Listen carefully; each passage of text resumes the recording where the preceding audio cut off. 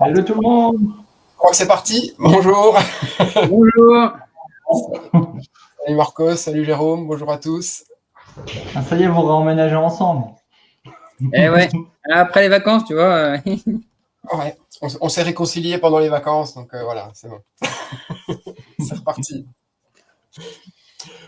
Bon, bah, nous voilà repartis pour une nouvelle année, une nouvelle saison de Time Tonic. Quoi. Je sais pas si, enfin, de It's Time. Je sais pas si on peut parler réellement de saison. Ce que vous en dites. Ça sera la saison 2 peut-être, ça dépend comment. Ouais. Tu as mis une nouvelle saison dans le post LinkedIn, pour dire.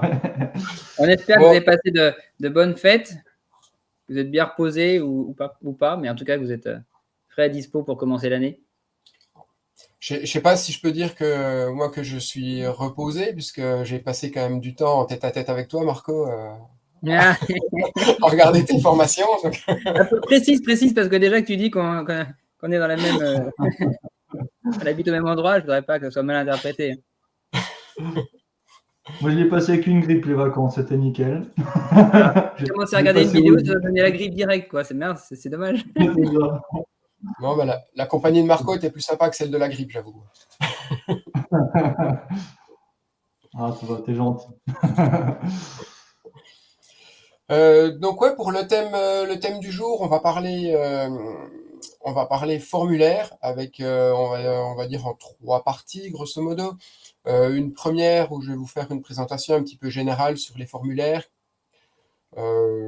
quelques fonctionnalités qui sont sorties en fin d'année dernière. C'est pas du tout frais, mais c'est pas encore du réchauffé, donc c'est bon. Jérôme continuera en vous montrant comment on peut intégrer, alors par le biais des formulaires, mais comment l'IA peut être intégrée par l'usage de manière à mon avis, de manière plutôt intelligente pour les process opérationnels, etc., comment TimeTonic l'a pris en compte. Et puis, à la fin, Marco rajoutera une petite touche pour montrer comment, avec les formulaires, les différents modes de formulaire et quelques options un petit peu avancées, on peut quasiment faire une interface, une navigation, etc. Je me suis pas trop trompé sur les thèmes. Non, c'est Non, bon. je vais c'est parler bon. tout à fait d'autre chose, mais Ouais, non, je non. rigole. Finalement, tu vas parler de mec, donc J'ai envie de faire autre chose en fait. Et le gars, il change tout le planning. Non, là, oh, écoute, c'est je vais parler IA. Même si je suis pas expert sur le sujet, je vais en parler un peu et montrer une nouveauté. écoute, c'est Bon, libre. après, Hein, rassure-toi, il y a plein de gens qui se disent experts sur l'IA qui ne sont pas forcément experts. Donc, ça dépend comment on l'entend. Bah, de toute façon, maintenant, quand tu as regardé des Ouais, vidéos c'est YouTube, sûr. tu es expert, non, des sujets. Mais C'est un vaste c'est sujet, mais l'IA ça qui peut est être un experte, débat. mais vous pas besoin d'être expert, mais- Bon. Bon, ouais, salut Amandine, salut Edouard, qui viennent d'arriver. Salut, salut. Donc, je vais démarrer alors sur la partie formulaire. Hop. Attendez, je voulais activer. Non, pas ça. Activer ça. Bon, Voilà. la thématique, j'ai vu que quelqu'un a remarqué, zut, là, j'ai loupé l'annonce des thèmes du jour. Donc, c'est les formulaires, les nouveautés qui avaient été sorties en septembre, octobre, dans ces eaux-là, sur les formulaires. Moi, je vais parler d'IA et puis Marco de formulaire aussi, mais un peu dynamique, etc. Des petites solutions avec Make sous le côté, etc. Donc, vous allez voir un peu plus en détail. Voilà, puis je vais essayer d'afficher un petit peu de temps en temps un rappel de la partie qu'on est en train de parler, dont on est en train de parler.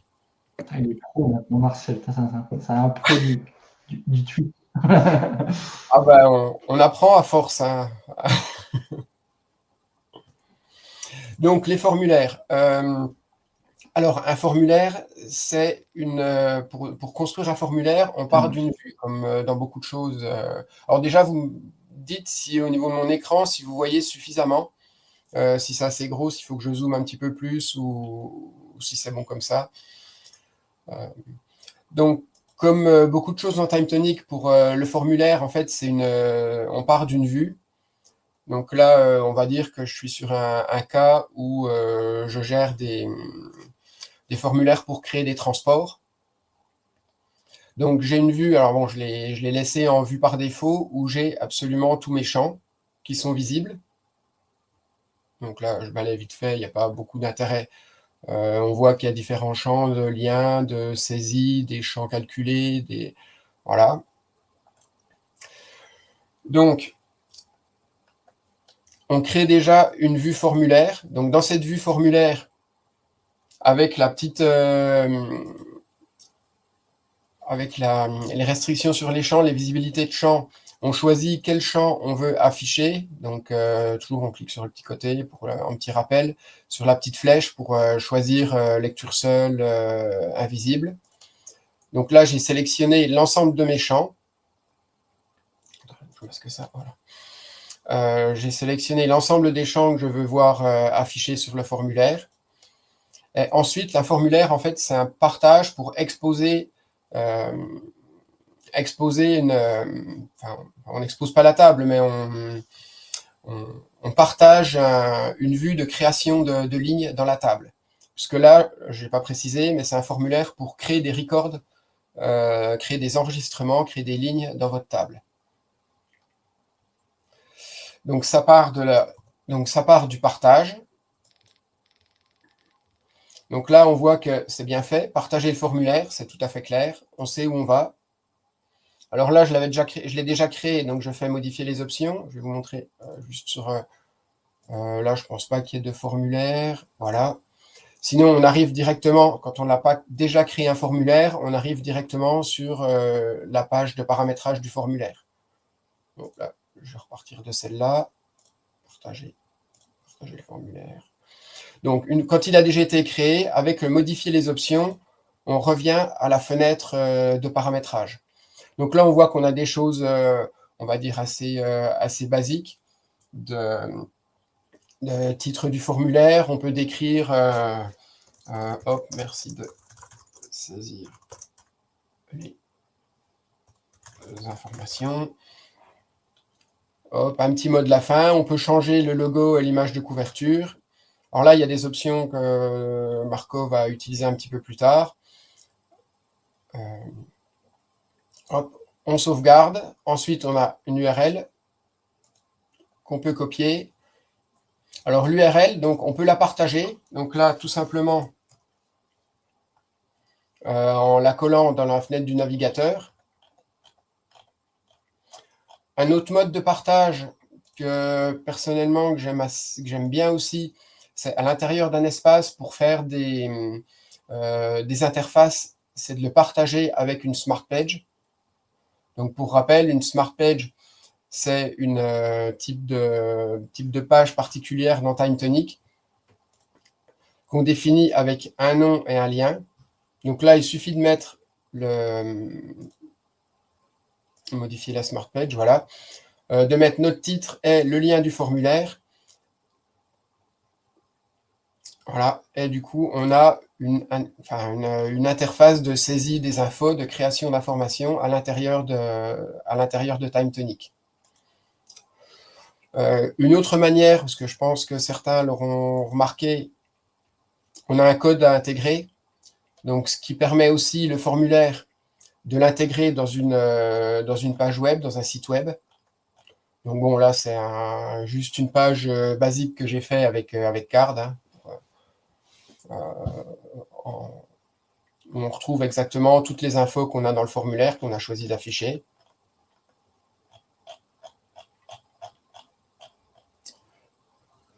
Voilà. Juste un petit truc peut-être pour compléter. Donc le formulaire, une fois qu'il est créé, il y a une URL. Si jamais, tant que les gens ont accès à l'URL, ils peuvent soumettre des éléments. Si jamais vous voulez leur couper l'accès, vous pouvez du coup désactiver le partage. Et si jamais vous recréez de nouveau, vous partagez, l'URL sera différente. Ça peut, Ouais, ça peut être intéressant de le signaler. Ouais, et du coup, là, il suffit de supprimer l'URL de partage, voilà. Voilà, dans la partie des options, et on arrête, du coup, on coupe le partage, on coupe le code, on coupe tout. Voilà, effectivement, Marco, bien vu de le préciser. Alors là, c'est les formulaires tels qu'ils existent depuis très longtemps dans TimeTonic. Alors la nouveauté qui est vraiment sympa, enfin nouveauté, c'est depuis fin d'année dernière, octobre il me semble, quelque chose comme ça. Dans les options de partage, dans les options du formulaire, on a une partie en bas, mode de regroupement. Et là, on choisit soit par groupe, soit étape par étape. Alors, petit rappel, par groupe. Martial, juste, tu as le groupe, tu as le titre, les formulaires qui gênent un petit peu du coup la visibilité. Attends, hop, parce que là, je vois pas l'écran. Ouais, on voit pas tout. Ah Non, oui, pas ok. bien, Ouais, ouais. Et juste là, il y a le bandeau, peut-être si tu l'enlèves ou. Hop, voilà, je vais l'enlever, c'est plus simple. Ouais, ouais, tu as raison, comme là, en plus, c'est tout en bas de page. Donc, on a le mode de regroupement. Donc, on choisit par groupe ou étape par étape. Alors, on va aller revenir sur les options là. Petit rappel sur la construction de TimeTonic. Là, quand on organise nos colonnes, on peut affecter à chaque colonne, à chaque champ, un groupe. Donc, comme là, j'ai affecté information générale, adresse de chargement, adresse de livraison. Donc, ça permet, en termes de présentation, le premier usage, c'est en termes de présentation, quand on est en vue fiche, voilà, d'avoir uniquement les informations qui sont pertinentes pour la catégorie du groupe. Et là, TimeTonic permet de regrouper les formulaires. Alors, on va faire la première option par groupe. Hop, que vous voyez. Alors là, on a la petite option supplémentaire de l'ordre des groupes qui apparaît, donc qui permet effectivement par un simple drag and drop, je clique, je glisse, de modifier les groupes qu'on veut, enfin l'ordre des groupes. Alors maintenant, on va voir ce que ça donne en formulaire.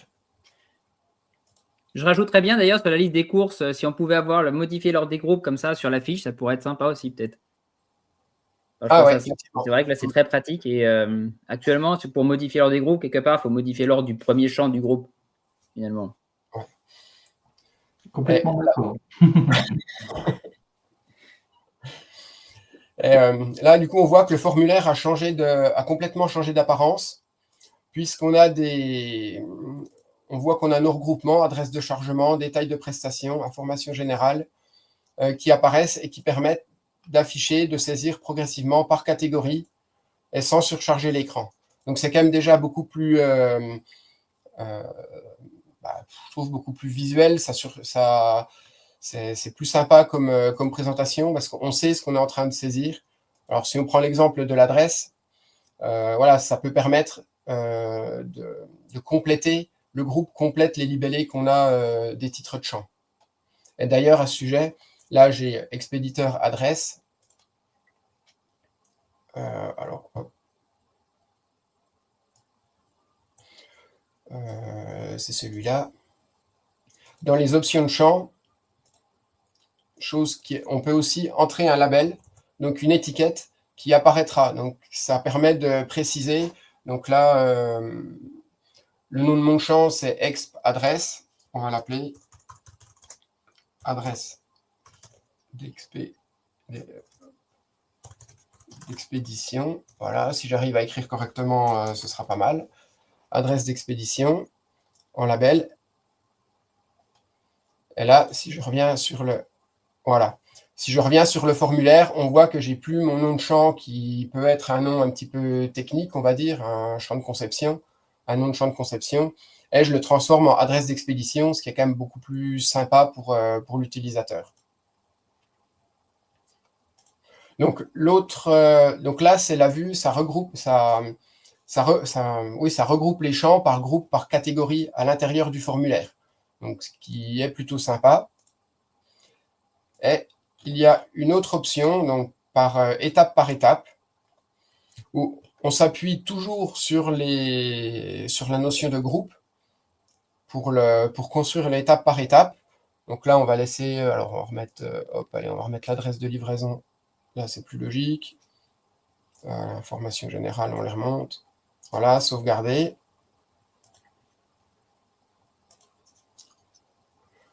Et là, on voit que le formulaire a encore changé d'apparence. On a les catégories au-dessus, adresse de chargement, adresse de livraison. Donc là, je peux naviguer avec le petit ascenseur horizontal pour les faire apparaître. Par contre, je ne peux pas aller changer de catégorie. Pour changer de catégorie, il faut que j'ai complété, il faut que j'ai soumis. Bon là, je fais vite, hop. Voilà, et là, en faisant Next, avec les fenêtres de navigation en bas, je passe à l'étape suivante. Voilà, Next. Et ce qu'on peut voir, c'est que tant qu'on n'a pas validé une fois l'étape suivante, on peut pas y aller manuellement par la navigation du dessus. Par contre, une fois que ça a été validé, si je veux revenir à une étape en me disant « Zut, je me suis trompé dans mon adresse de chargement », je reviens à mon adresse de chargement avec la navigation du haut. Donc là, c'est quand même plutôt sympa. Donc, voilà, et les boutons qui sont personnalisables, hop, comme voilà, modifier les options. Voilà, là j'ai mis le bouton, je l'ai appelé Next, le bouton suivant, bouton précédent, voilà, on peut changer les noms si on a un process qui justifie ou qui donne qui nécessite des noms plus parlants. Donc là, c'est la présentation des formulaires de création d'enregistrement. Martial, moi je t'interromps, il y a qui fait une remarque, la dernière remarque qui a été faite justement par rapport effectivement, ça peut peut-être être une idée pour le formulaire de pouvoir déplier quand on scrolle et replier. Alors, si tu peux l'afficher. Ouais, voilà, ça y est, je remets c'est encore mieux avec un verre. On pourrait imaginer effectivement quelque chose comme ça, un peu comme... En fait, on voit que quand j'ai ouvert le formulaire, la première étape, elle est direct déroulée. Et après, les autres, effectivement, c'est manuel à chaque fois. Ouais. D'ailleurs, j'ai une question qui me vient. La couleur des blocs, c'est lié à la couleur de l'espace de travail, hein, c'est ça? Hein? Ouais, c'est ça, ouais. Ouais. Ouais, ouais. Et Donc, on la change. soumission par étape, en fait, elle se fait qu'à la fin, la soumission, quand tu as fini tout, au niveau, enfin, bac, ça ne Euh, se fait pas par étape, les enregistrements. ouais, non, l'enregistrement, par contre, c'est à la soumission générale du formulaire. Ouais, ouais. Ouais, Puisque là, on voit ça va dans être clair. le formulaire que je n'ai pas complété, là, on n'a rien qui a été. Mhm. Il n'y a rien qui a été créé. Il s'appelait, je sais plus comment. Ouais, je sais plus. Ouais, c'est un truc à prendre en compte parce que pour Ouais. que les gens, s'ils font par étapes, qu'ils se rendent compte que c'est soumis qu'à la fin pour être sûr, quoi. On peut pas, c'est pas enregistré, on peut pas revenir, c'est ça. Faut tout soumettre, il faut faire attention à ça. Ouais, faut tous. Ouais, quand on revient, c'est à l'intérieur, c'est sur la même saisie, quoi. Effectivement, tant qu'on n'a pas validé le formulaire, on perd tout si on quitte la fenêtre. Et puis là que j'ai changé de formulaire, normalement, ouais, voilà. On voit j'ai changé les paramètres du formulaire et sur le mini-site, on voit que tout de suite le design a été mis à jour. Je l'ai juste changé dans les paramètres TimeTonic et en ligne, comme ça l'a fait dans la Smart Page. Alors là, c'est les formulaires de création. Il y a une autre chose qui est vraiment très sympa, c'est les formulaires externes. Alors, le formulaire externe, de la même manière, on définit une vue. On peut définir une vue avec ce qu'on souhaite afficher. Et le formulaire externe permet d'accéder à un enregistrement pour le visualiser et le modifier, sans avoir de compte TimeTonic créé. Donc là, je ne sais plus où j'ai un formulaire externe. J'ai mon URL quelque part, normalement, je l'ai laissé afficher. Ouais, voilà.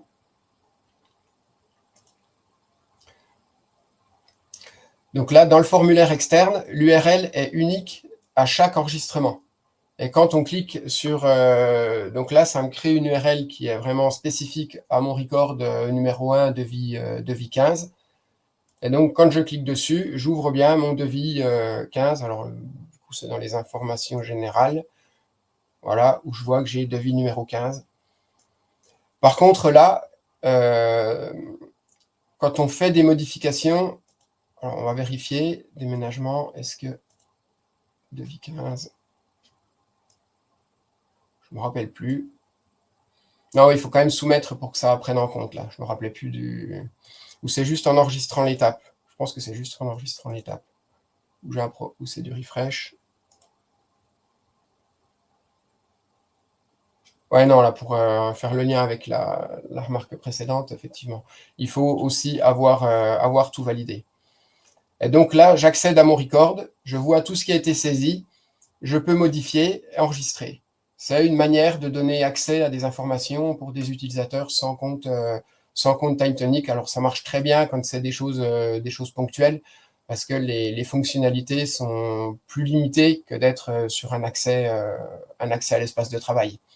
Mais par contre, voilà, ça permet de faire une petite interface qui est plutôt sympa. Alors, on voit avec le changement de la bannière, le petit logo. Alors, il peut y avoir un sens du design plus évolué que le mien, hein, ça, sans problème. Ouais, puis après, ça peut servir aussi de mise à jour d'informations d'un client ou autre. On lui envoie le lien, il met à jour ses informations, et puis une fois que c'est validé, il a plus accès. Et puis voilà, enfin, ça peut être des petits trucs comme ça. Ouais, ça marche très bien pour les choses qui ne sont pas... où il n'y a pas un besoin permanent d'accès, quoi. Donc, je ne sais pas ce que vous pensez. Il y a des choses que je peux rajouter pour cette présentation un petit peu générale, rapide des formulaires. Moi, ça me semble complet. On n'a pas l'air d'avoir de questions en plus, donc. Ouais, je regarde vite fait ce que je m'étais noté. J'ai à peu près fait le tour. Donc oui, dans la création des formulaires, il y a le petit bouton magique, organiser les colonnes là qu'il faut, qui permet qui est toujours très utile. Mm. Bon, Jérôme, je vais te laisser montrer comment on peut rajouter une touche de magie à nos process avec, même si maintenant on sait que les IA, c'est pas de la magie, c'est juste des maths, mais quand même. Ouais, bah, c'est à mon tour alors. Donc, bah, le but, c'est de montrer la nouvelle fonctionnalité dans l'automatisation de ChatGPT, en fait. Donc, je vais prendre un exemple simple au début, un exemple un peu plus compliqué après. Donc, l'exemple que j'ai pris là pour montrer un peu tout ça, c'était des cartes de visite. En fait, le but de l'automatisation que je vais réaliser, c'est de prendre une carte de visite et d'en extraire les informations dessus. Et suivant les informations qu'on veut, que ça les mette dans différents champs. Donc pour ça, je vais même en créer une pour montrer juste en gros la nouvelle fonctionnalité. Donc là, c'est vrai que je suis allé un peu vite. Demander à ChatGPT en fait, et dans demander à ChatGPT maintenant. Avant, on n'avait que le format texte en termes de solution de réponse. Et maintenant, on a la partie JSON avec champ de destination. Alors, à quoi ça va servir? C'est qu'on est capable d'avoir plusieurs sorties, c'est-à-dire on va pouvoir prendre le nom de la carte, le prénom, la société, etc. Et tout ça, ça va les mettre dans des champs bien distincts. Donc, en une seule requête, on peut remplir X éléments de réponse. Juste pour refaire aussi un petit tour, parce que c'est vrai que ce n'est pas tout le monde qui connaît bien cette partie-là avec ChatGPT. Ouais. Alors là, tu fais l'exemple avec ChatGPT, mais il y a Mistral qui est aussi intégré a priori avec exactement les mêmes fonctionnalités. C'est vrai que je te jure, j'ai même pas regardé pour le côté de JSON. Ah, c'est bon à savoir. Faudra que je regarde. Et quelque part, là, on va dire que Mistral s'est pris un vent, quoi. Donc, désolé pour le jeu. Bien vu. Donc, je vais faire les sons avec ChatGPT, mais ça... Donc, c'est pour dire. On a le choix de l'IA. Donc, après, Mistral, c'est vrai que c'est beaucoup mieux parce que c'est quand même français. Enfin, au moins, il y a une politique RGPD qui doit être un peu mieux. Et Mistral, c'est tout à fait cohérent par rapport à TimeTonic d'intégrer Mistral pour la gouvernance, la souveraineté des données, etc. Donc, c'est sûr, il y a plus de cohérence dessus. Donc, je vais montrer juste parce que j'avais fait le cas avec ChatGPT, donc c'est tout, je vais montrer avec ChatGPT. Pour info, c'est bien, ça fonctionne avec les API. Donc, en fait, vous avez beau avoir un compte ChatGPT, vraiment de ChatGPT, vous payez, vous utilisez le ChatGPT. En fait, c'est pas le même abonnement, c'est pas les mêmes ressources. Il faut créer un compte. Il faut avoir un compte sur ces plateformes OpenAI et puis vous tapez API. Et en fait, dans cette interface-là, OpenAI, vous allez avoir les informations d'organisation ID quand vous écrivez votre profil et un système de clés API qu'on va créer là et qu'on peut créer par utilisation. Par exemple, on pourrait imaginer par application créer des clés API un peu différentes pour en voir les usages derrière et voir un peu combien ça nous coûte par usage.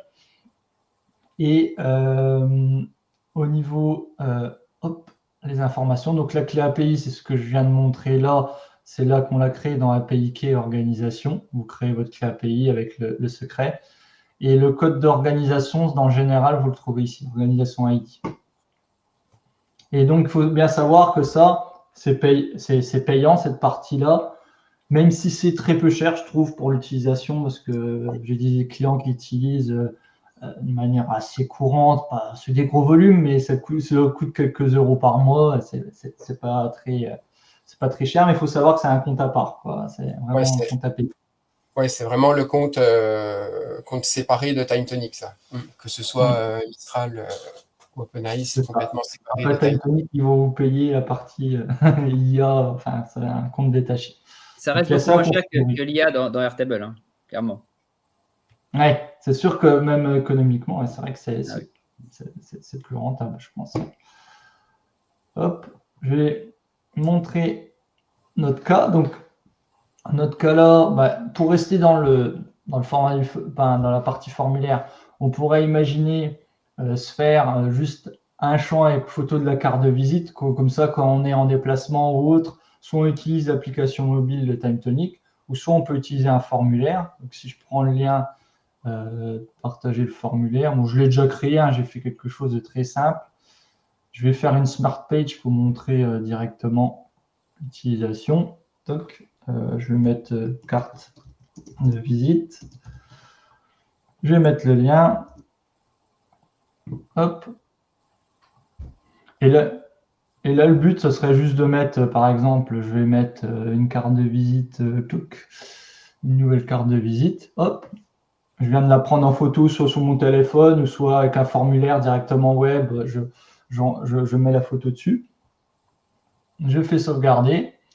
Donc là, j'ai mis dans la soumission, j'ai mis qu'il me remet exactement sous le même formulaire pour en faire à plusieurs. Si on aurait plusieurs à faire, je peux les faire tous d'un coup. Et là, si je reviens dans mon carte de visite, il m'a mis une nouvelle carte de visite. Ensuite, j'ai créé une automatisation. En fait, l'automatisation, ce qu'elle va faire, c'est que soit j'ai créé un bouton traitement, je vais le montrer. J'ai créé une checkbox pour activer ou pas l'opération d'OpenAI, enfin de l'automatisation, on va dire. Ou soit je l'ai fait à la création du formulaire avec createOn, qui est une variable standard qui est mise. Et bon, en résumé, si le formulaire est créé et qu'il y a la photo, eh ben, ça va directement lancer le chat GPT. Donc, dans le chat GPT, j'ai rentré ma clé, l'idée d'organisation, le modèle, etc. Et comment ça marche alors? Donc, je ne suis pas spécialiste, donc moi, c'est comme ça que je fais. Je ne sais pas s'il y a d'autres pratiques qui sont plus courantes ou pas. N'hésitez pas à me le dire. Mais je mets lire une carte de visite, en gros, en description du rôle, je mets lire une carte de visite pour en ressortir les informations. Et en question, je lui dis merci de me donner les informations sous forme de JSON avec les variables en gros que je vais avoir besoin. Le nom, c'est le nom de la personne. Le prénom, c'est le prénom de la personne. La fonction, c'est la fonction de la personne de la société. Le tel et puis la société. Donc, je mets juste en pièce jointe, c'est la photo, enfin, de la carte de visite. J'ai laissé en standard le nombre de jetons et je mets une sortie JSON avec les différents champs que j'ai besoin. Le nom, le prénom, la fonction telle, société, qui sont les champs que j'ai en gros marqués là, et les champs TimeTonic que je vais vouloir remplir. Donc on peut avoir autant de champs qu'on veut, avec différents types, etc. Donc là, j'ai mis stop. Hop. Et en gros, ce que ça donne, donc là, ça me l'a fait automatiquement comme j'ai soumis le formulaire. Eh ben, il m'a sorti sur cette carte-là, Théo Fort, c'est un agent immobilier, c'est Fitissimo. Donc, c'est des cartes que j'ai prises sur Internet au hasard. Fort Théo, Fitissimo, voilà, il m'a sorti agent immobilier, il m'a sorti le numéro, il m'a tout extrait directement de la carte dans les bons champs.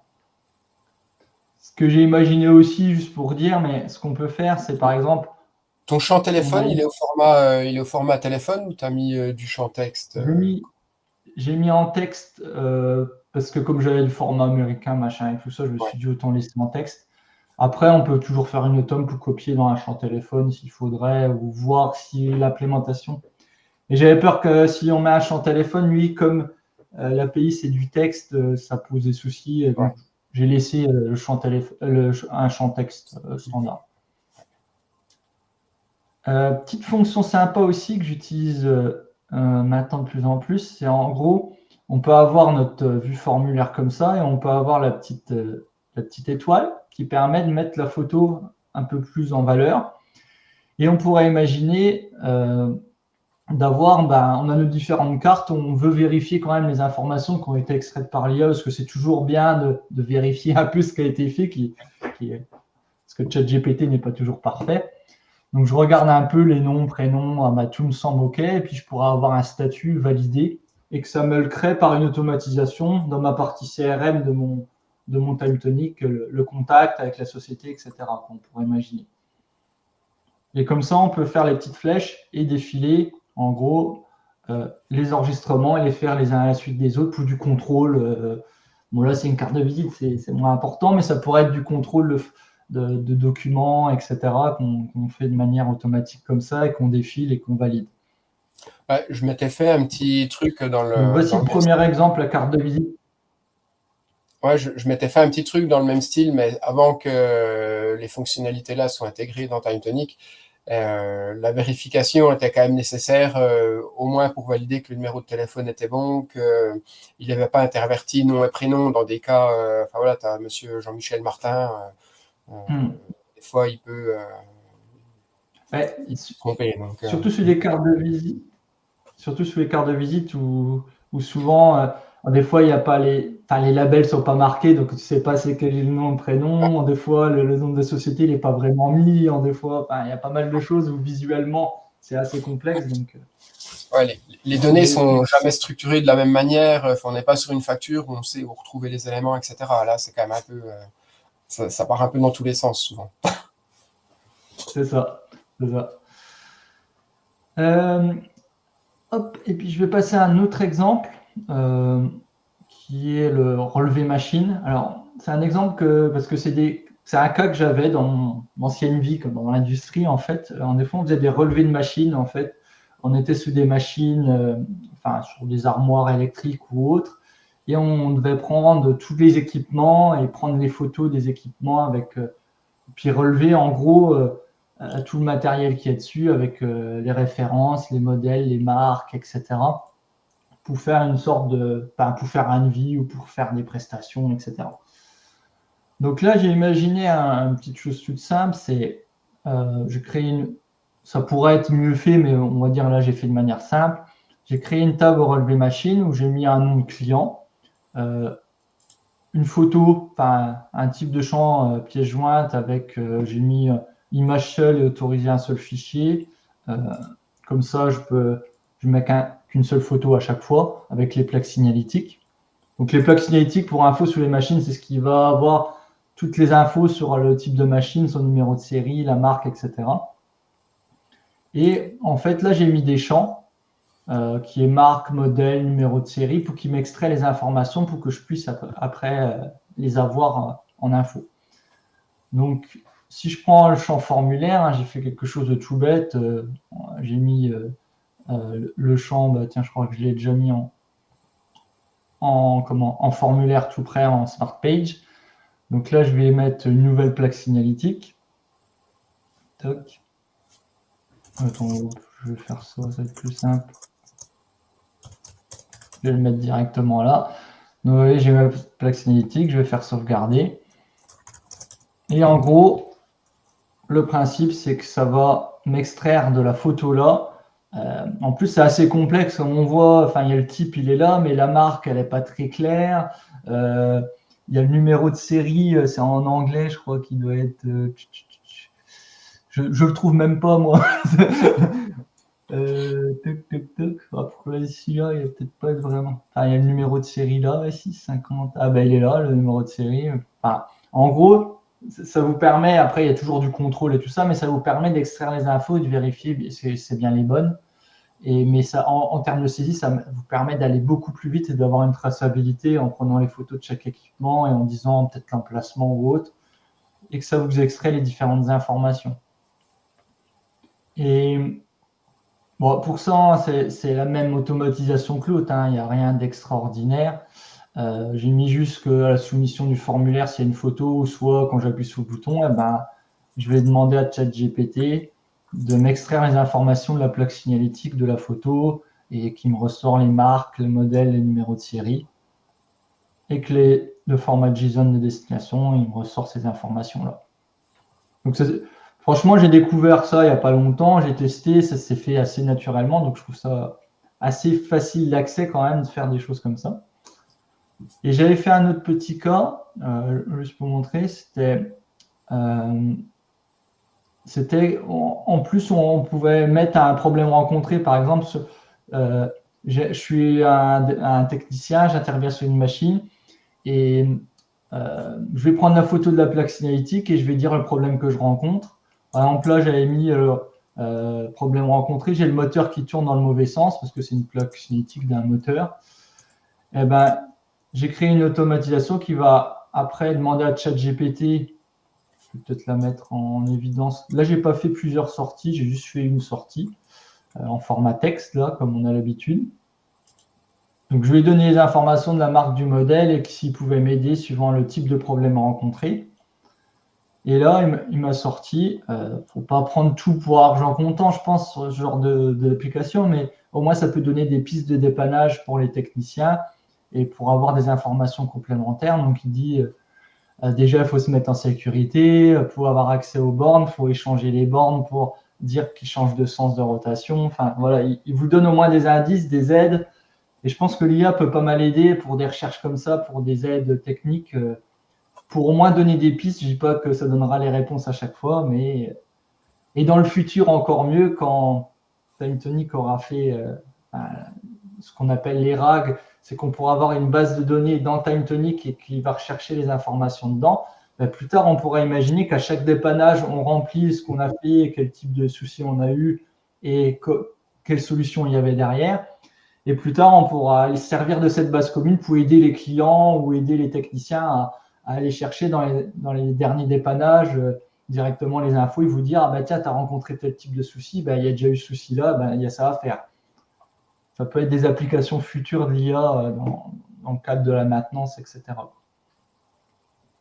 Ben, voilà un peu pour mes exemples. Je ne sais pas si c'est clair, si pour vous, si ça vous semble pertinent, mais moi, c'est ce qui me parlait.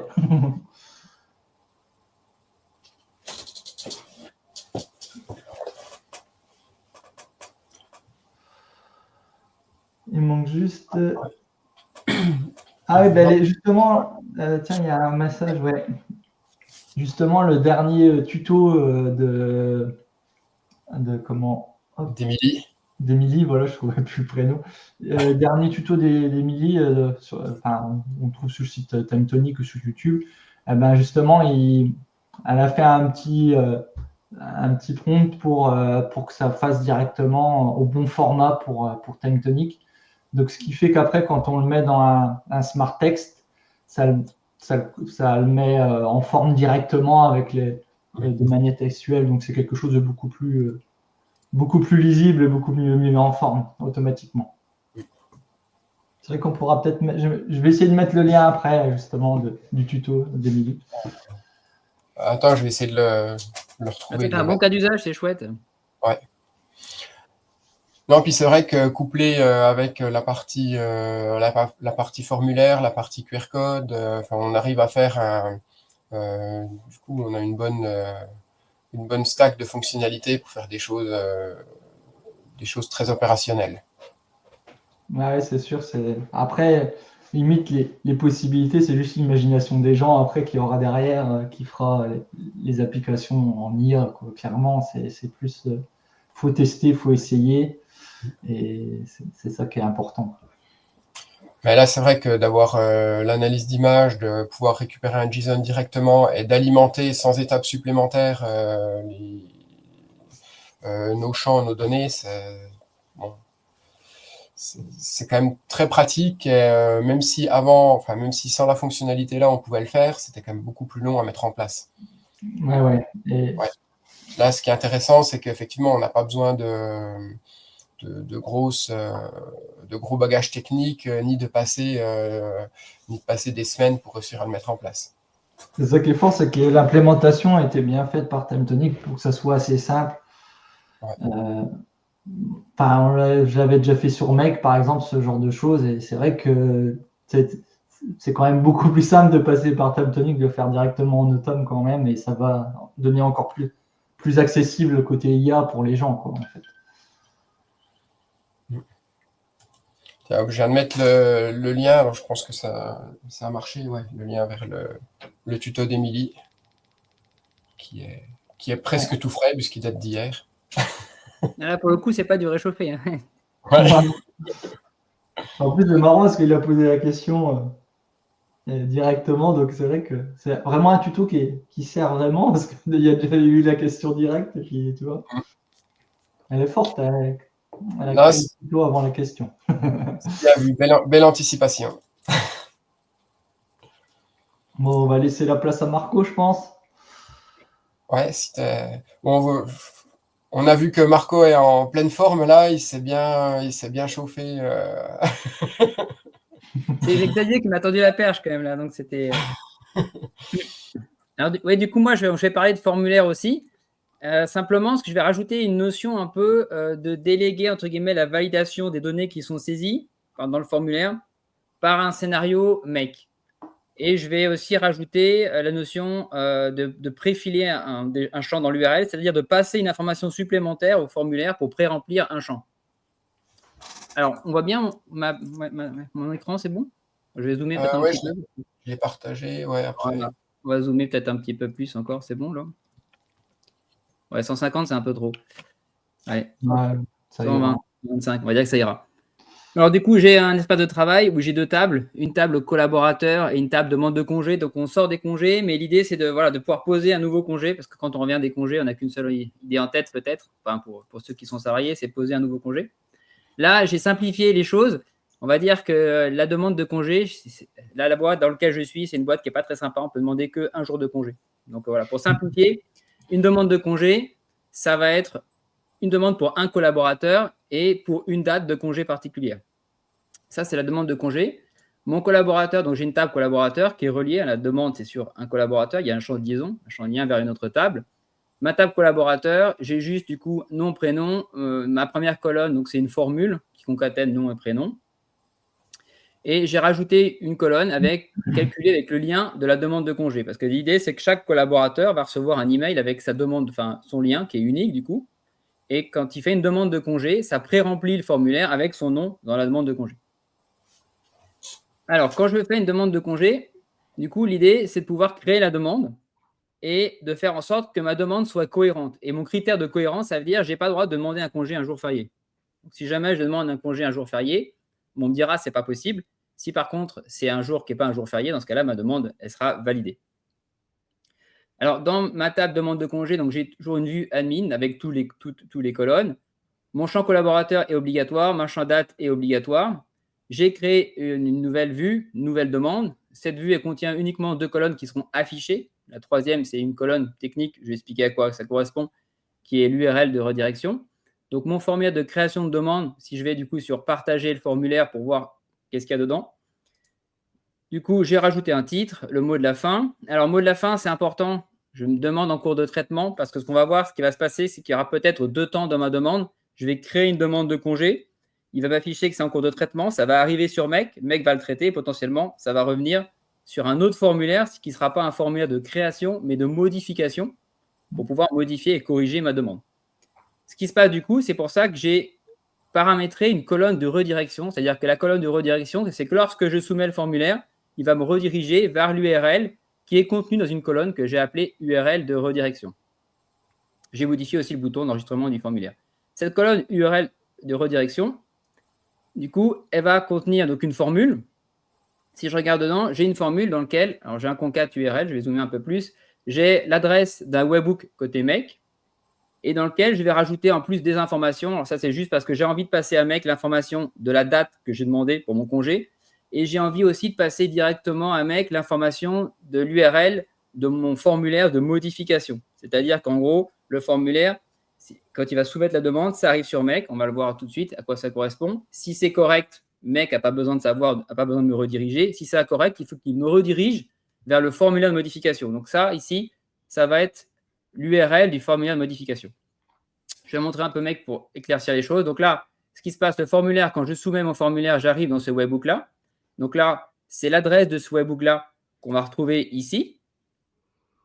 Donc on va appeler ce webhook-là et on lui passe en paramètre 2 paramètres, un champ date finalement et un champ URL qui sera l'URL du formulaire de modification dont Mec se servira pour si jamais ma demande n'est pas valide. Alors, hop, du coup, je ferme un peu cette fenêtre, je rapetisse ça. Donc là, ça, c'est le champ de redirection. Donc mon formulaire, ma nouvelle demande est mappée sur ce champ redirection. Ici, hop, du coup, c'est bon, je vais un peu dézoomer encore. Ce qui m'intéresse, donc ici, voilà, ça c'est intéressant de voir ce truc-là. Maintenant, peut-être le mieux, c'est de faire une démo. Là, j'ai perdu ma barre ici. Côté collaborateur, juste aussi ici, ce que j'ai fait, c'est que j'ai créé une colonne lien demande de congé. Donc, cette colonne-là, c'est une colonne ici qui est calculée. Et là, ça va me permettre de renseigner, de pré-renseigner dans mon champ formulaire le collaborateur. Mon champ formulaire, il va être pré-renseigné avec le collaborateur. Si je clique dessus, juste pour voir à quoi ça ressemble, après je montrerai comment je l'ai fait. Si je clique du coup sur la demande de congé, ça m'ouvre un formulaire en création avec le collaborateur. Donc là, c'est pas très original, hein, c'est moi qui suis le collaborateur, pré-renseigné. Sur ce formulaire-là, moi, j'ai mis un champ en lecture seule, c'est-à-dire qu'il ne peut pas modifier. Évidemment, c'est qu'une demande de congé pour lui. Il ne peut pas créer des demandes de congé pour les autres salariés. Ça serait trop facile. Ça pourrait être dangereux. Il a juste le champ date qu'il peut choisir et soumettre à sa demande. Pour pré-remplir, pour ajouter cette information-là, du coup, j'ajoute une information supplémentaire dans l'URL. Et ça, on va le voir au niveau de la formule ici. Si je modifie ça, donc là, j'ai de nouveau un concat URL. Et ce qui est intéressant de voir, je ne sais pas si on lit bien ou si ce n'est pas trop petit. Ici, du coup, je vais ajouter dans l'URL. Alors, comment ça marche pour ajouter ces informations-là? Dans une URL, quand on va ajouter des paramètres, des informations supplémentaires directement dans l'URL, on va ajouter ça sous la forme de ce qu'on appelle les queries paramètres. Il y a un point d'interrogation. Ici, j'ai déjà Tintonic qui rajoute des paramètres à lui, n égale 1 et b égale o. Un champ assez complexe. Et ici, à la fin, ce qui va m'intéresser, c'est le et collaborateur. Le et collaborateur, c'est ça que j'ai rajouté. Je vais dire à Tintonic, je prends le code de la colonne. Le collaborateur ici, c'est le code de ma colonne collaborateur. J'ai une colonne dont le libellé, c'est collaborateur avec un C majuscule, mais le code technique, c'est collaborateur. Donc ici, collaborateur égale la valeur qui est stockée dans ma colonne collaborateur. Ce qui fait derrière que cette formule-là va automatiquement me rajouter dans l'URL ici, égale Cerki, alors pour 120 Marco, pourquoi pour 120? C'est le concat URL qui fait ça, il transforme l'espace en pour 120. Mais derrière, il a rajouté cette information-là. Et ça m'a automatiquement pré-rempli mon champ collaborateur. Donc pourquoi je l'ai mis, du coup, ce champ en lecture seule? Parce que si jamais il y a un petit malin qui veut ici, derrière, enlever cette information-là collaborateur, il peut très bien l'effacer, très bien modifier l'URL. Et dans ce cas-là, s'il valide le formulaire, je n'ai plus de collaborateur pré-renseigné, mais si jamais ce n'était pas en lecture seule, il pourrait choisir quelqu'un d'autre. Donc là, au moins, à la différence d'Airtable, où si on fait ça, si on modifie la demande, potentiellement, on peut faire une demande pour quelqu'un d'autre. Là, on a bloqué le truc avec un champ en lecture seule. J'ai fait comme a montré Martial, hein, c'est dans les paramètres de la vue, j'ai mis le champ collaborateur en lecture seule. Voilà. Donc maintenant, je vais faire une demande valide et je vais montrer comment ça fonctionne. Donc la demande de congé, je la sélectionne. J'ai choisi une date. Alors pour commencer, je vais choisir une date qui n'est pas valide. Pas valide au sens qui correspond à un jour férié. Et après, je vous montrerai comment j'ai fait. Alors, le premier jour férié, par exemple, le 1er mai, ça, je sais que c'est férié. Donc, je fais une demande de congé le 1er mai. Donc, je soumets ma demande de congé. Je clique sur enregistrer. Là, j'ai le message de fin de formulaire qui apparaît. Tout de suite, j'ai un autre formulaire qui apparaît. Ici, ce formulaire-là, c'est le formulaire de modification. C'est-à-dire, c'est un formulaire externe. Comme l'a dit Martial, je fais pointer ce formulaire vers la modification de la ligne que je viens de créer par le formulaire précédent. Et là, du coup, j'ai la date 1er mai, et derrière, il va falloir que je change cette date pour pouvoir faire une demande qui est valide. Alors, comment ça fonctionne un petit peu côté mec? Ici, si on regarde derrière peut-être l'historique, ça peut être intéressant. Donc là, dans mon webbook, j'ai du coup 2 informations. Alors, on va voir qu'il a divisé en 3, mais c'est pas, peu importe. Ici, j'ai la date que j'ai reconstituée avec ma formule. Ma date, du coup, c'est pour j'ai demandé des congés pour le 1er mai 2025. Alors, je l'ai mis dans ce format-là parce que ma façon de faire pour savoir si le jour est férié ou pas, c'est d'appeler une API qui va me renvoyer la date des jours fériés et la date est dans ce format, du coup, année, mois, jour. C'est pour ça que j'ai mis la date dans ce format-là. J'ai passé aussi comme paramètre l'URL du formulaire de modification. Comme ça, le scénario MEC connaît l'URL vers laquelle il faut me rediriger si ma demande n'est pas valide. Ici, j'ai une API des jours fériés. Cette API des jours fériés, elle m'a renvoyé la liste en sortie des jours fériés. Donc, c'est une collection avec des clés valeurs, avec tous les jours fériés. Alors, c'est sur même plusieurs années. Il y en a jusqu'en 2028. Hein. Et moi, l'idée, après, derrière, c'est de transformer cette collection-là avec une formule sous MEC. Alors, si on peut la montrer juste pour voir. Là, c'est un peu plus technique côté MEC. Ici, hop, je vais remonter sur Edit. Ici, du coup, je transforme la collection pour renvoyer un tableau. Je veux juste uniquement un tableau de dates et je veux que des dates dans ce tableau. Donc là, la formule me permet de faire ça. Et une fois que j'ai fait ça, finalement, j'ai deux possibilités. Donc, j'ai un routeur. Soit c'est un jour férié. Ça veut dire que mon tableau de date des jours fériés contient ma date que je viens de passer à mon formulaire. Dans ce cas-là, si c'est un jour férié, j'ai du coup un webhook response qui va me rediriger du coup vers l'URL que j'ai passé en paramètre d'entrée finalement à mon scénario. Et si jamais je suis dans le cas contraire, donc là je suis dans dans la condition contraire, inverse, ça veut dire que ma demande, elle est valide. Dans ce cas-là, ça va m'afficher une page web avec le message « Votre demande de congé a bien été prise en compte ». Alors, pour avoir cette demande valide, si je reviens dans mon scénario ici, donc là, j'ai vu que je dois corriger ma demande. Alors là, je n'ai pas fait, mais on pourrait très bien avoir un champ qui soit pré-rempli en m'expliquant pourquoi ma demande n'est pas valide, qui serait masqué dynamiquement et affiché que s'il y a besoin. Ici, j'ai simplifié les choses. On imagine qu'on sait pourquoi la demande n'est pas valide. Je sélectionne une autre date. Par exemple, ce n'est pas le 1er mai, c'est le 2 mai. Je me suis trompé. Bon, je mets OK. J'enregistre. Cette fois-ci, ça revient dans le scénario. Le scénario a vu que ce n'est pas un jour férié. Du coup, il me renvoie ma page web, alors qui est très simple ici, qui m'affiche juste « Votre demande de congé a bien été prise en compte ». Du coup, l'intérêt de cette démonstration, de cette démo de la démo, c'est plutôt vraiment de voir qu'on a pu valider un champ à travers un scénario qui peut faire appel à une ou plusieurs API. On peut imaginer qu'on va passer, par exemple, dans un formulaire, un numéro sirène et appeler une API qui nous dit est-ce que ce numéro est valide ou pas. Et en fonction de ça, derrière, ça nous route vers un formulaire de modif pour corriger ou ça nous valide la demande. C'est un peu ça l'idée, d'avoir quelque chose d'un peu plus avancé en termes de validation. On a délégué la validation. Dans TimeTonic, on peut dire est-ce qu'un champ est obligatoire ou pas. Mais là, j'ai délégué la validation métier de ces champs-là à un scénario mec.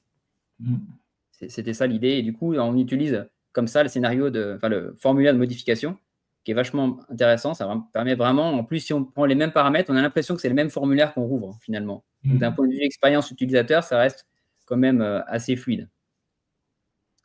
Voilà un petit peu le scénario. Je ne sais pas si j'ai oublié des choses par rapport à ce que j'ai dit, mais vous avez compris à peu près l'idée, vraiment de passer d'un scénario de création à un formulaire de création, un formulaire de modification qui permet de modifier. Et puis, tant que finalement ma demande elle est incorrecte, parce que là, j'ai corrigé par une demande finalement qui était correcte, mais si j'avais soumis de nouveau une demande incorrecte, je serais revenu vers un formulaire de modification et ainsi de suite finalement. Voilà l'idée. Oui, et en sachant que du coup, avec le formulaire de modification, tu ne crées pas plusieurs demandes qui sont non valides, c'est que tu modifies ta demande initiale à chaque fois. Oui, je modifie la demande. Là, c'est la dernière demande qu'on voit ici. Donc, il n'y a qu'une seule. Alors, il y a d'autres lignes parce que j'avais fait d'autres tests, etc. Oui. Mais là, cette demande-là, au départ, c'était le 1er mai. Donc, le premier formulaire a créé une demande pour le 1er mai.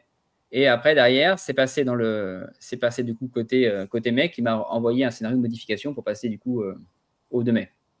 Ah, mais du coup, on n'arrive pas à traquer celui qui demande ses jours de congé tous les jours fériés. On pourrait le faire, parce que là, derrière, ici,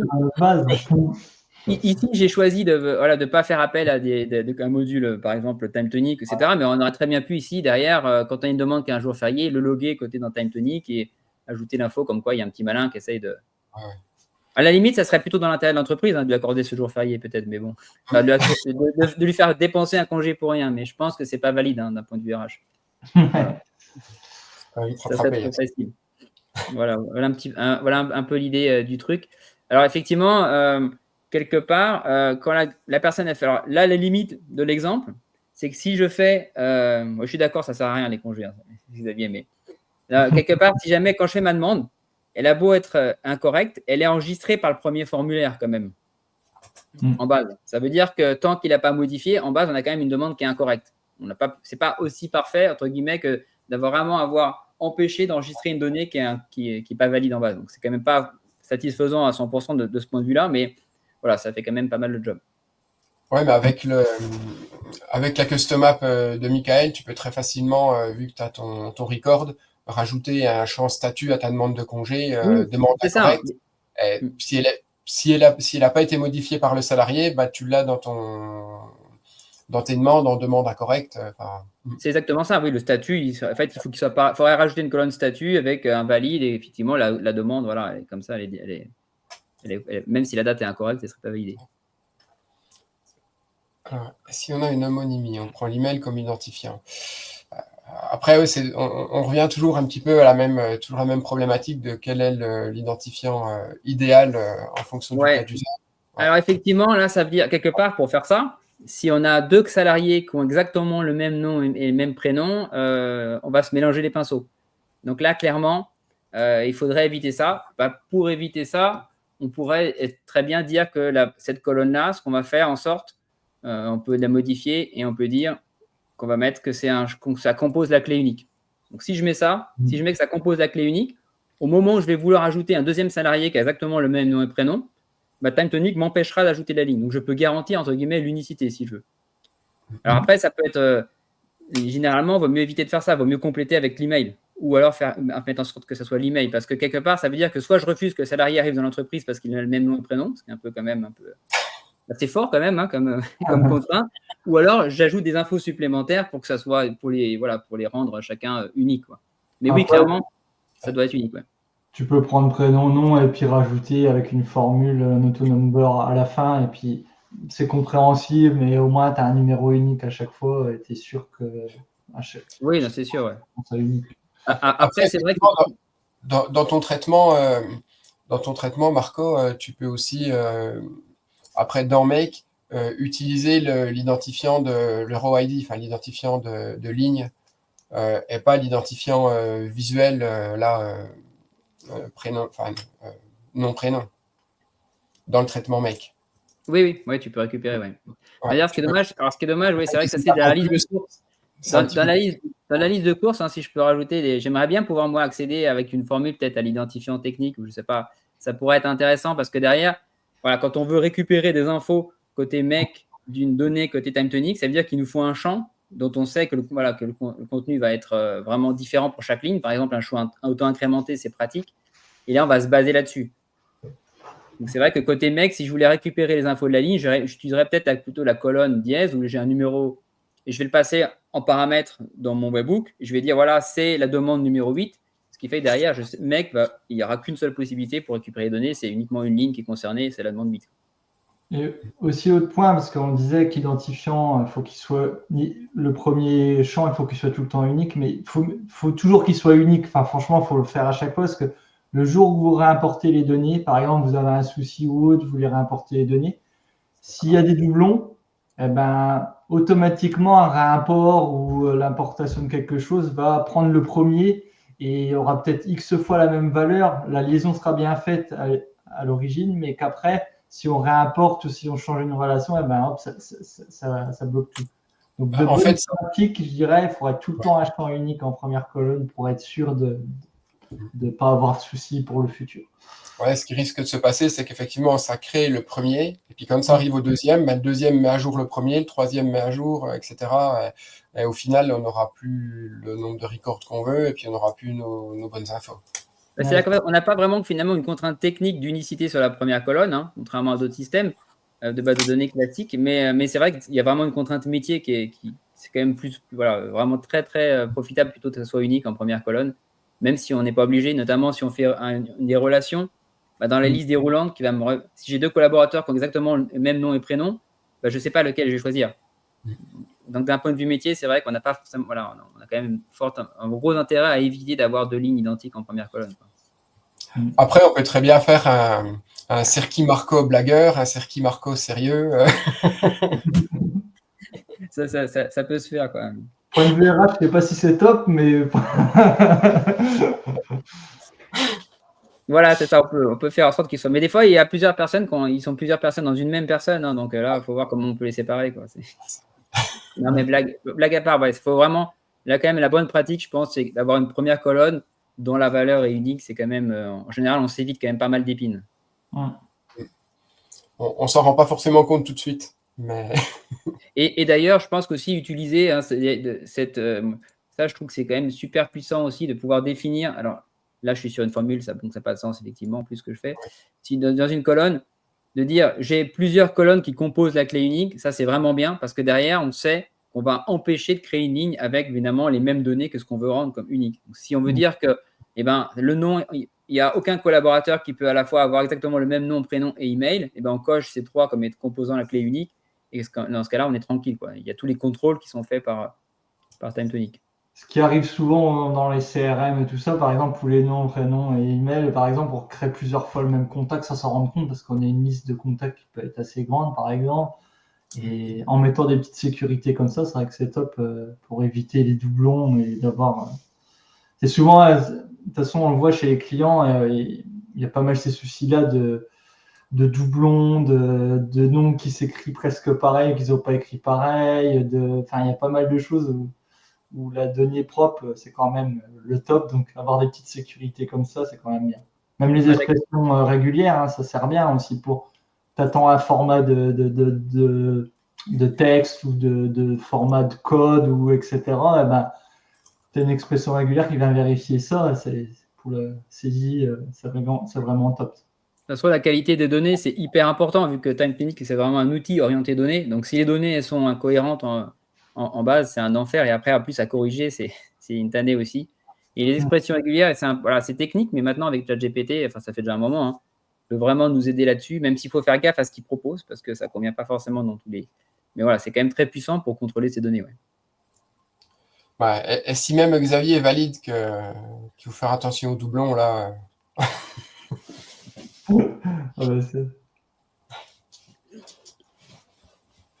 Voilà, je ne sais pas si vous avez des questions par rapport à ce qu'on a montré, mais. Oui, de process et de définition du process à la base, en effet. De bien identifier quels sont les objets que je vais traiter dans mes données. Puis avoir des champs nominaux, c'est comme ça qu'il disait Xavier. Enfin, des champs, par exemple, nom, prénom, mettez pas le nom et prénom dans le même champ, quoi. C'est deux champs différents pour éviter ces soucis-là et pouvoir faire des vérifications, etc., quoi. Oui, c'est pour ça. Alors, clairement, c'est sûr que là, mettre une colonne qui contient à la fois le nom et le prénom, c'est goudron et plume. C'est interdit, ça, parce que derrière, pour séparer le nom et le prénom, alors des fois, ça va être simple. Et des fois, effectivement, comme tu donnais l'exemple, Martial, si on a un nom qui est finalement un prénom, bah, ça va être très compliqué de savoir lequel est là. Surtout que s'il y a plus, il y a des prénoms qui peuvent être composés. Enfin bon, ça peut être compliqué. Donc, il vaut mieux avoir une donnée qui est fragmentée. On peut toujours la reconstituer avec une formule, comme ce que j'ai fait ici. Là, j'ai fait ça comme ça. Mais si pareil, si on a une adresse, voilà, si vous avez des clients, le nombre de fois où on voit une adresse qui va stocker à la fois la rue, le code postal, la ville, voire le pays, voilà, vaut mieux diviser. Après, c'est diviser pour régner, hein, comme on dit en informatique. Non, mais sinon, blague à part, diviser, c'est bien par rapport à ça, c'est de l'atomicité. Ouais. Tu vois, j'ai retenu tes lives, hein, Xavier. Hein. Je les ai regardés, je les retiens. Non, mais c'est vrai que dans le cas de l'adresse, après, ce sera plus facile si on veut faire du KPI au département. C'est plus facile d'extraire un numéro de département du code postal que d'extraire le numéro de département de l'adresse complète, par exemple.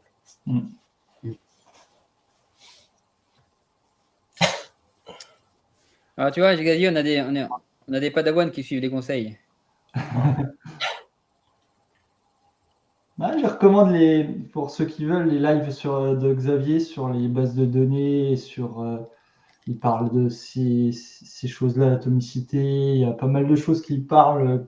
Je ne donnerai pas d'exemple comme ça, je ne me souviens plus exactement, mais que j'ai retenu parce que dans les bonnes pratiques de comment bien créer sa base de données, comment la modéliser, etc., c'est vrai que ça aide beaucoup pour des néophytes comme nous qui sont purs no-code.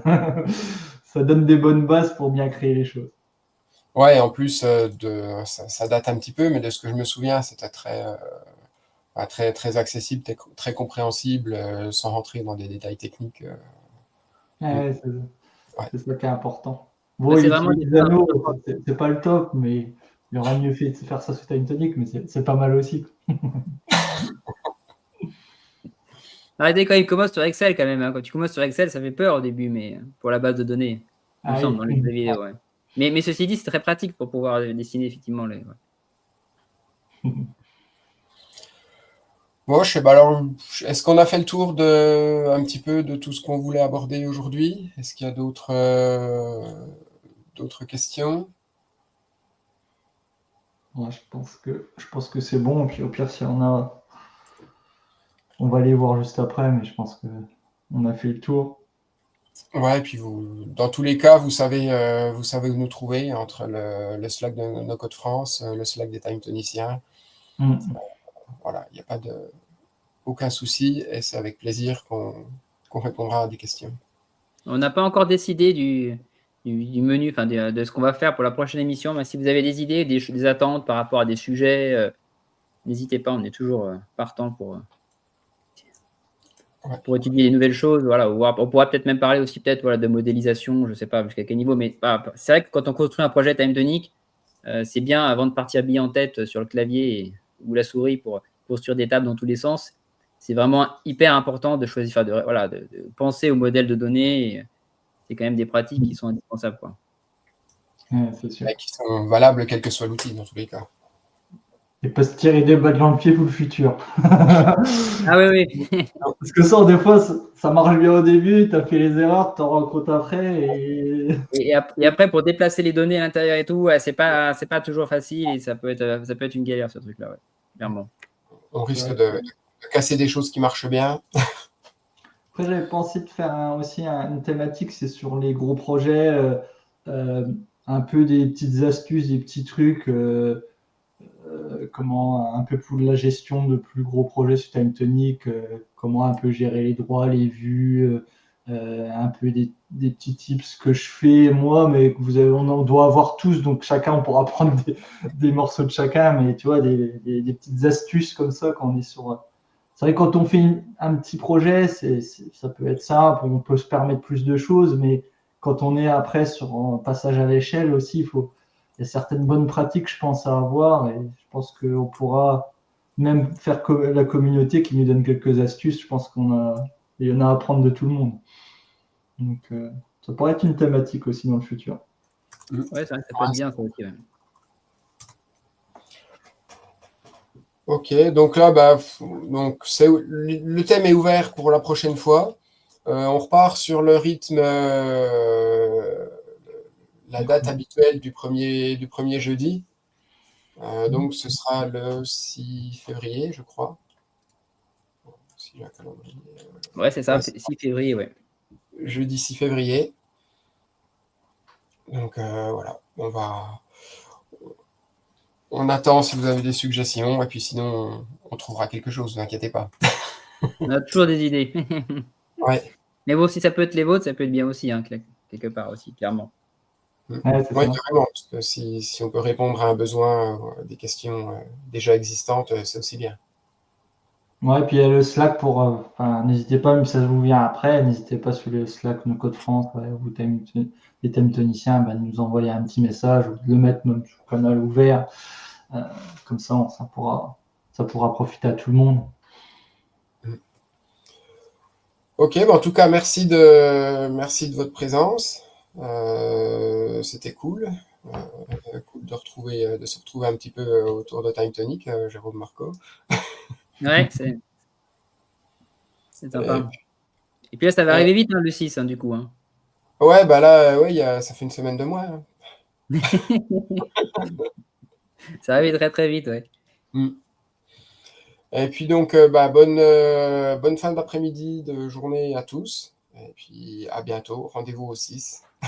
À bientôt! À bientôt, salut!